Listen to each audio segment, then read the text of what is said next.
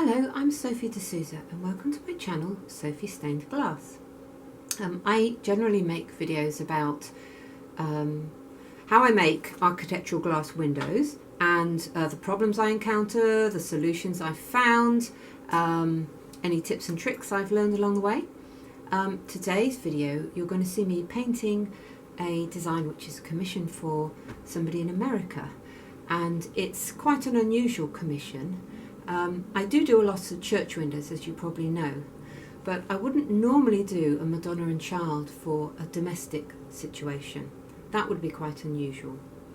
But this window was commissioned as a memorial window for my client's son, who sadly died recently, and so Madonna and Child seemed quite an appropriate image, and it has been used throughout the ages in art, not just in explicitly religious context, but also as a sort of emblem of the eternal bond between mother and child. So it seemed like a nice image to use. So it's quite a meaningful window to me, and I really hope it will be received in the way it was painted.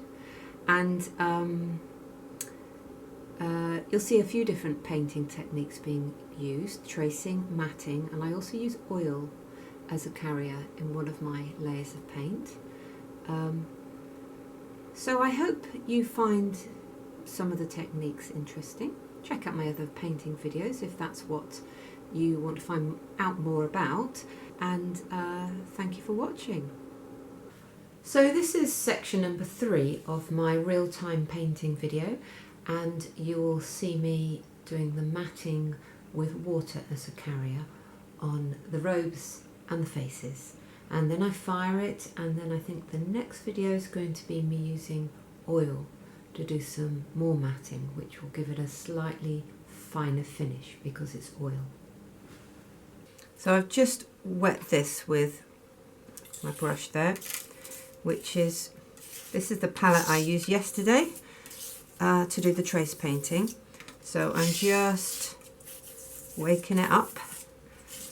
Don't ask me why I call it waking it up, but it just seems to be the right expression, bringing it back to life. I've had a look in the kiln and everything is fired very nicely, which is always a relief, because sometimes you go to the kiln and open it and it's all hideously cracked, which usually means there's some sort of problem with the glass, because I do a very slow firing. So yeah, if you've got a very complex piece to fire, sometimes it's worth firing it before you've painted it, just to check that the glass is sound. So there we go. There is my palette.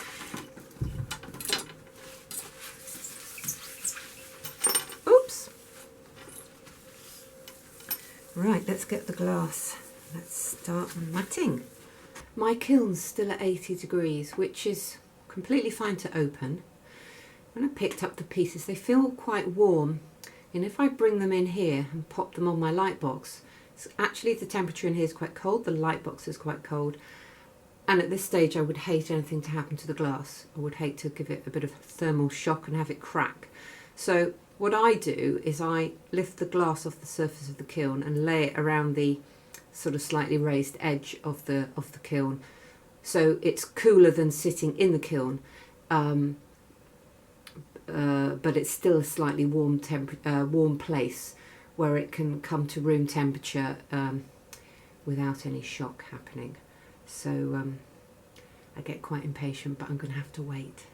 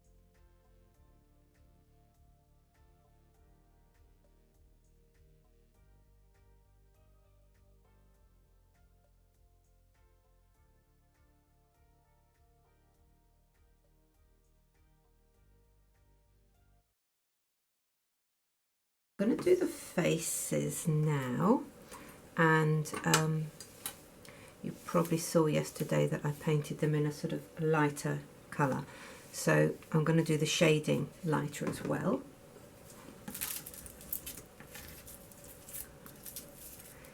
It is traditional to do faces in brown, but I've always preferred them a bit darker brown than lighter brown, just because I feel if you're painting the robes or other things in your window in a sort of much darker browny black, it makes the faces sort of recede somewhat if they're a much lighter brown.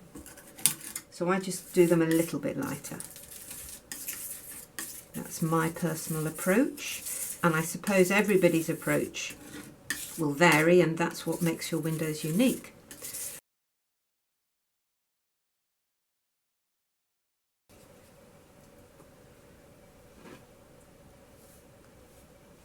That might be too dark. Let's give it a go.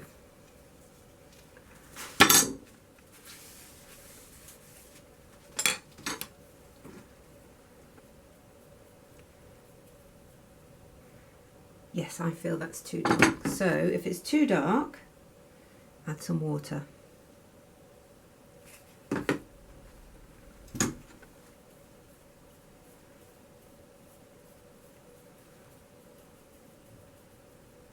We'll see how that goes.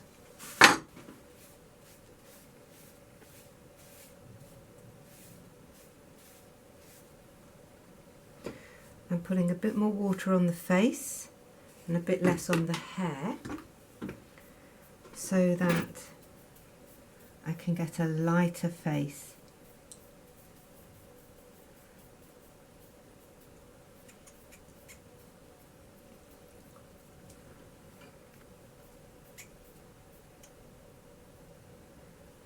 And a darker hair.